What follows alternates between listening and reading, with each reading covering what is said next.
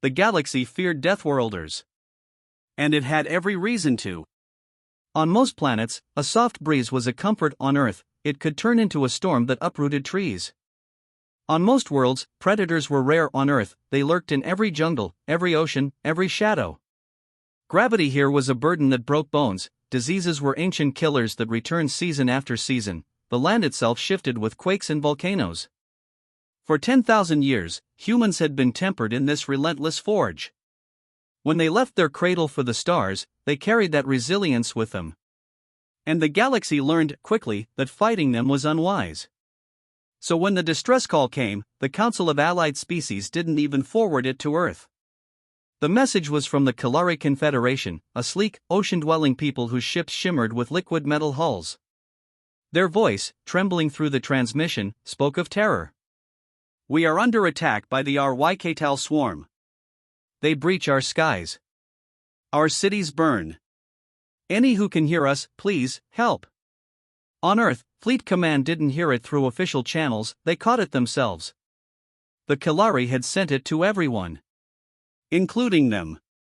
In the command chamber deep beneath New Avalon, Admiral Marcus Vance stood before the shimmering holographic image of Kalari Prime. Explosions lit its oceans, orbital debris rained down in white streaks. The officers around him exchanged dark glances. The Kalari had not always been friendly to humans. "They blockaded our trade routes 15 years ago," muttered Commodore Rian Holt, tapping through archived images of Kalari warships. "Tried to starve Mars into surrender. And they'd do it again if they could," another officer added. "We owe them nothing." Vance listened to them in silence, hands clasped behind his back. He knew the history well, he had fought in the blockade skirmishes himself. But he also remembered something else. "Commodore," Vance said quietly, "play the transmission again." The Kalari voice trembled through the chamber once more. "They breach our skies. Our cities burn. Please, help." Vance's gaze hardened. "Our code is simple," he said. "No cry for help goes unanswered. Whether they would save us or not, that's irrelevant." The chamber fell silent. Officers exchanged uneasy looks, but no one argued further. They all knew the words he spoke were older than the fleet itself, older than humanity's expansion into space. Vance turned toward the massive tactical display. "Alert 1st, 2nd, and 4th Fleets.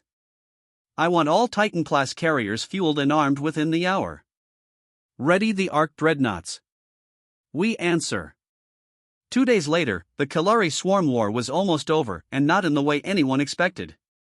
The RYKTAL were locusts in the void, an insectoid race that traveled in living hiveships, stripping planets bare for resources before moving on. The Kalari defense fleets had been torn apart in hours. The survivors fell back toward their homeworld, making a last stand above the shining oceans of Kalari Prime. The swarm was closing in when the first spatial rifts opened. Kalari defense officers gasped as mass shadows, so large they distorted nearby stars, slid into their system. 1, 2, 10, 20 human warships. These were not the sleek dart-like cruisers of the Kalari. These ships were fortresses of metal, black armored with the scars of 100 battles.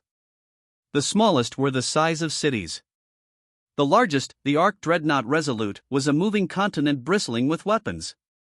The swarm reacted immediately, surging toward the newcomers. Admiral Vance's voice cut across the system-wide comms. "Kalari Defense Forces, fall back to planetary orbit. We will engage." There was no hesitation in his tone. It was the voice of a man whose forces were built for exactly this. The first salvo from the Resolute burned through the void like a piece of the sun itself, vaporizing an entire swarm cluster before their sensors even registered the attack. Kinetic rods, launched from planetary orbit, slammed into hiveships with the force of extinction-level impacts, shattering them into glittering shards. Kalari officers watched in disbelief as the Deathworlder fleet advanced. They didn't just fight, they rewrote the battlefield.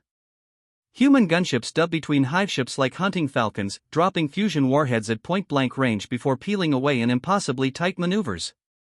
The swarm tried to adapt, splitting their forces, but every shift was anticipated, countered, and crushed. Within hours, the once unstoppable HFY fleet was in full retreat, leaving burning wreckage behind. On Kalari Prime's surface, in the glittering spire of the High Assembly, Prime Speaker Terra stood at the balcony, staring at the new ships hanging in her skies. She had once stood on a similar balcony, years ago, watching human convoys blocked by Kalari cruisers, her own order. She had thought the Deathworlders too dangerous to be allowed full trade rights. Now, those same Deathworlders had saved her people from extinction. When Admiral Vance stepped into the chamber, the assembly fell silent.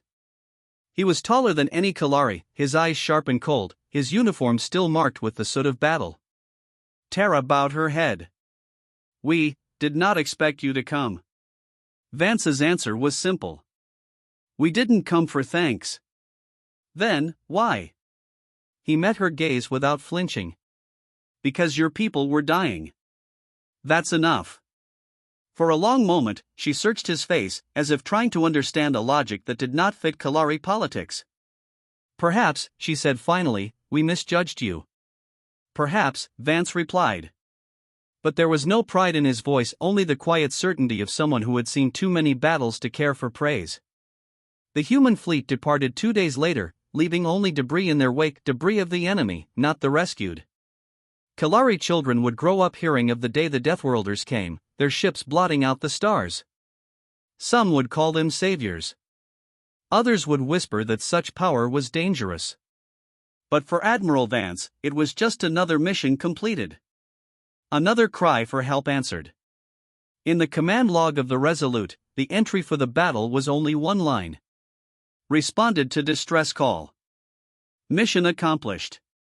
And somewhere in the deep corridors of Fleet Command, an unspoken truth settled like dust: when Deathworlders answer, nothing in the galaxy can match their power. Centuries before humans were feared across the stars, before Earth's fleets could make whole empires tremble, they were weak, dying, even.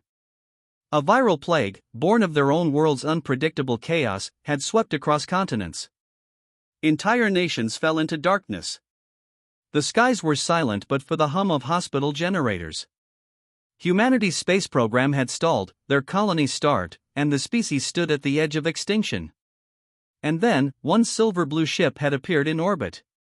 It was a Kalari medical frigate, commanded by a woman named Elenra Vey, whose people had never before met a human. She saw the sickness tearing through them, and she acted. The Kalari delivered medicine, sterilization technology, and orbital medical platforms. They asked for nothing in return. The gesture was never forgotten. Now, 3 centuries later, the Kalari Confederation was burning. The HFY swarm had descended on their worlds without warning, hideships blotting out the stars, devouring orbital stations and planetary resources. The Kalari fleets had fought bravely, but their slender, sail-winged cruisers were no match for the swarm's sheer numbers. The galaxy heard their distress call. Every major empire, every trade consortium, every species. And one by one, they all turned away. The Kalari had no allies. Except one.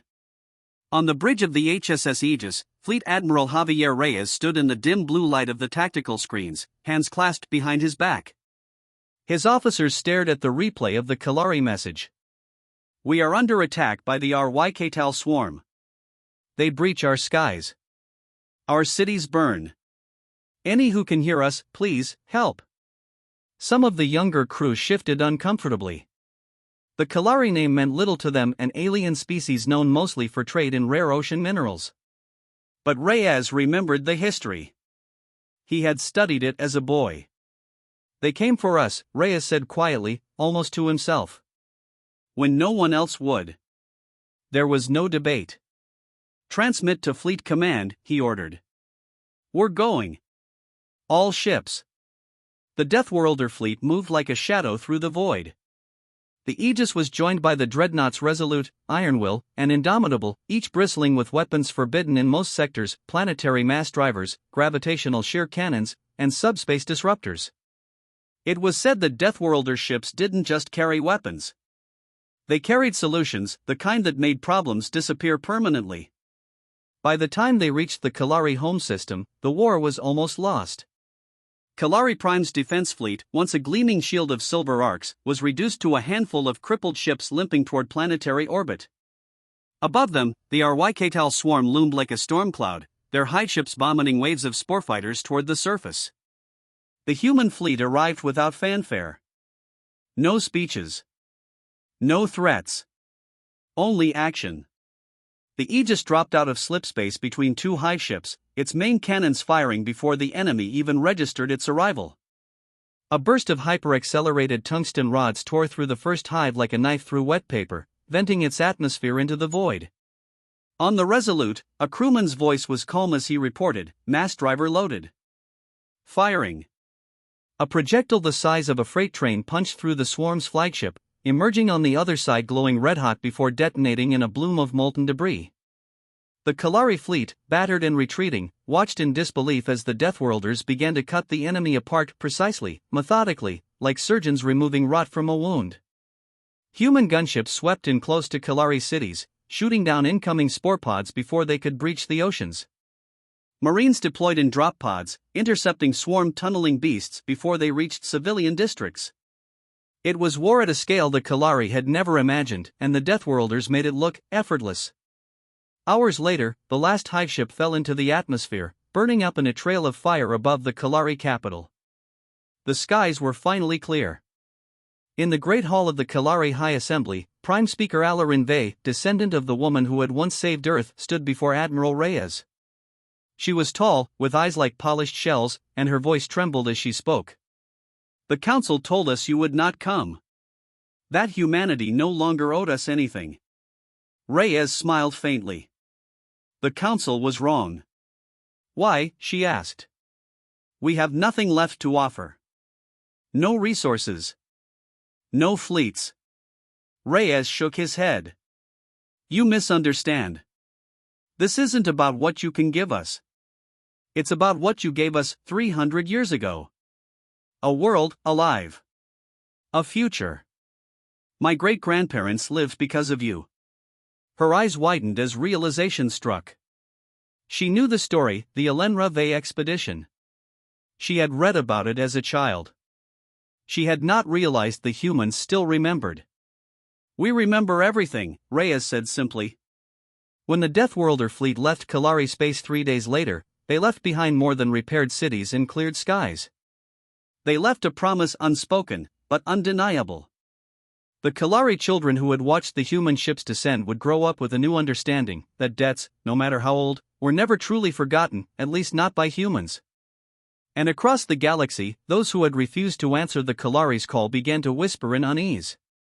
If the Deathworlders could show such loyalty to a centuries-old kindness, what would they do for those they considered enemies? The galaxy remembered the last time the Deathworlder fleets had been unleashed. It was over 50 years ago, during the Threxian War, when humanity's arc dreadnoughts had reduced the enemy's capital world to a molten, glowing wasteland. Billions dead. An empire erased. The sight of a Deathworlder warship had been enough to end 3 other wars before they began. The Unified Council had acted swiftly. Treaties were signed. Sanctions passed.